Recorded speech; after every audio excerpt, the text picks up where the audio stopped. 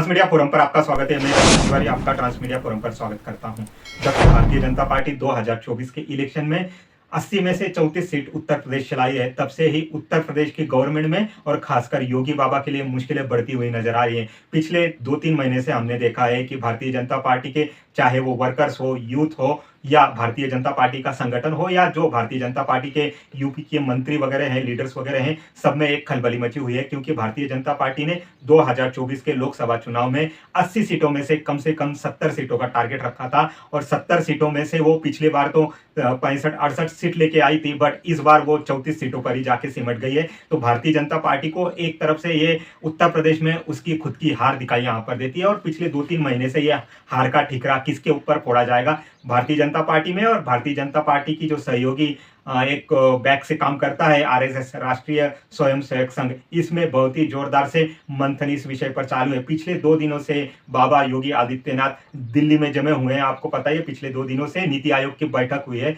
जिसमें कल ही ममता बनर्जी ने एलिगेशंस लगाए थे कि उनको बोलने का मौका नहीं दिया गया, उनको खाली 5 ही मिनट अलाउड किया गया था, जो कि पश्चिम बंगाल की जितनी भी सारी समस्याएं हैं या पश्चिम बंगाल को सेंट्रल गवर्नमेंट से जो फंड वगैरह रिलीज नहीं हो रहा है या पश्चिम बंगाल में जितनी सारी समस्याएं उसको ध्यान से सुना नहीं गया। ये ममता बनर्जी में एलिगेशंस लगाया था नीति आयोग की बैठक के बाद मीडिया में बात करते हुए। ये बात को हम दरकिनार करके हमारा जो मेन इश्यू है इस पर फोकस करते हैं। जब से भारतीय जनता पार्टी 2024 के लोकसभा इलेक्शन में 34 सीट जीते हैं, तब से ही बहुत ही ज्यादा अफरा तफरी का और बहुत ही ज्यादा बवाल का माहौल भारतीय जनता पार्टी में मचा हुआ है।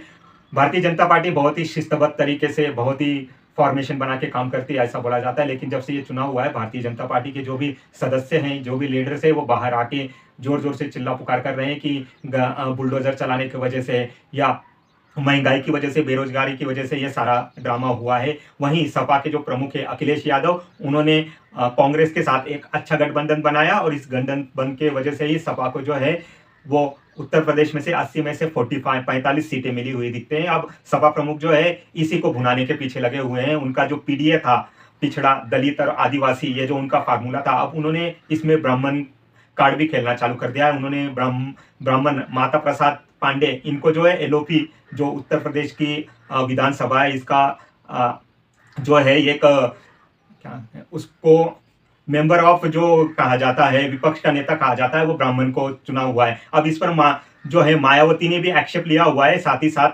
केशव प्रसाद मौर्य ने भी एक्सेप्ट लिया हुआ है, क्योंकि इससे पहले हमने देखा है कि मायावती ने इस टाइप की पॉलिटिक्स की हुई कि ब्राह्मण और दलितों को साथ मिलाया जाए। अब ये जो अखिलेश यादव जो कर रहे हैं पीडीए के साथ साथ, अब वो ब्राह्मण को भी अपने पॉलिटिक्स में सेंटर में लाना चाहते हैं। तो इसमें एक टाइप से सोशल इंजीनियरिंग जो करना चाह रहे हैं वो, उससे मायावती की पॉलिटिक्स को भी एक खतरा महसूस हो रहा है। साथ ही साथ भारतीय जनता पार्टी का एक जो वोट बैंक है उसको भी एक साझा खतरा महसूस हो रहा है। तो आज से ही जो है उत्तर प्रदेश के विधानसभा का मानसून सत्र चालू होने वाला है। इसमें प्रमुख मुद्दे होने वाले हैं बढ़ती हुई महंगाई, बेरोजगारी, साथ ही साथ ये जो एनईटी के परीक्षा पेपर लीक्स हुए हैं इसमें, और स्पेशली कांवड़ यात्रा के संदर्भ में जो बाबा योगीनाथ के द्वारा फैसला लिया गया है कि सभी दुकानदारों को, होटल्स को अपना नाम दिखाना कंपलसरी किया गया है। इसमें बहुत ही ज्यादा घमासान उत्तर प्रदेश की विधानसभा में देखे जाने वाला मुद्दा रहेगा। साथ ही साथ हम देखेंगे कि ये जो लोकसभा की जो भारतीय जनता पार्टी की स्पेशली उत्तर प्रदेश में एक शर्मनाक हार बताई जा रही है, इसका ठिकरा किसके सर